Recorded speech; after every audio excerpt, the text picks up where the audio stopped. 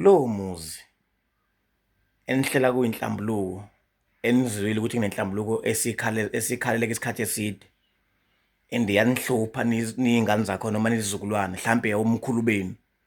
Kodwa-ke manje iy'ngane sey'ngena indaba yokuthi laba bangaboni uyena lo wamkhulu lowana owona umkhulu wethu thina. Manje-ke nikhohlisana ngokuthi le nhlambuluko ngoba izokwenziwa nje kufuneka kube yila abantu abakhipha inkuleko kuphela noma bakhipha impahla, lokho esikubiza ngembuzi. Ibona kuphela, hhayi khohlwa lo nhlambuluko ayikho. Khohlwana, nidlala ngesikhathi noma ningayiyeka nje lo nhlambuluko ayikho. Ngoba uma ngabe kwenziwa inhlambuluko kusho ukuthi kuyabuyiswana, le mindeni iyabuyisana ikhumelana umlotha ey'ntweni noma iy'nkinga ey'bhekene nayo nokungadli ndawonye seyizodla ndawonye manje iqhubeke ibe isithebe esisodwa ngoba phela kuseney'nkinga noma bethiwa mhlawumbe bebenokene ngokuthakatha noma kuthiwa yini. Uma kuwukuthi leyo ndlu leyo leyo ndlu leyo ihlela yodwa inkuleko noma imbuzi, nina ngapha nithi nimsulwa, iyekeni lo nhlambuluko akulungiswa lapho kuyabhidlizwa. Inhlambuluko iba kwimindeni ewu-2 noma iba abantu ababili uma ukuthi basaphila bona.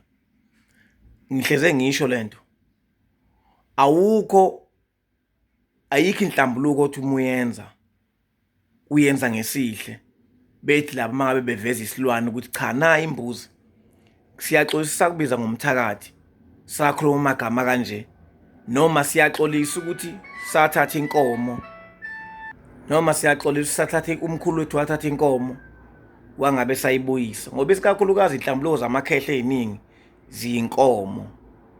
Thothi omunye wadla inkomo ngasizona zengane yakhe okanye waboleka inkomo. Uma ukuthi leyo mhlambuluko ngoba niyenza nje ilowo mndeni ozokhipha imbuzi laba abantu akuyibona abangaboni, iyekeni. Inhlambuluko ihamba kanje, abantu abonile bakhipha imbuzi yokucela uxolo bese kuthi laba abangabonwa bekhipha imbuzi yokumukela uxolo.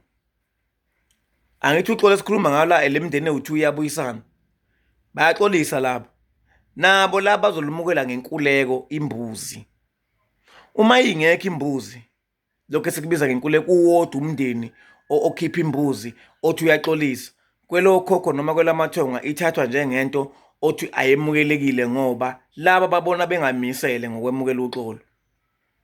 Bayaxolisa laba kodwa laba abalemukeli. So le mindeni izohlala ngaphandle iqule mangabe kuney'mbuzi ey'mbili, iqhumelana umlotha, ithelela amanzi, kubulawe lezi imbuzi lezi bese ingena ngehubo lasekhaya. Isingene esangweni ngoba le mindeni yowu-2 isibuyisene.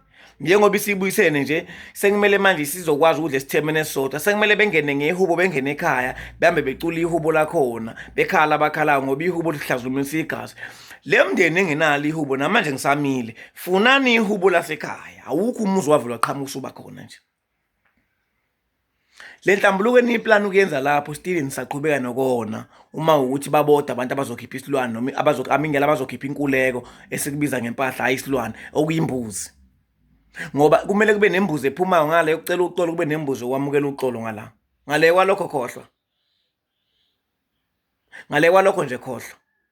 So-ke ngenzela ukuthi ngingalo ngihlangana inkulumo zothi hhayi sathi masamba senze inhlambuluko nkosi bayazi noma sayenza kahleni thina sakhipha imbuzi ngale-ke balemukela-ke uxolo kodwa bona bayikhiphanga imbuzi ngoba phela vele kwakuyithina esoni.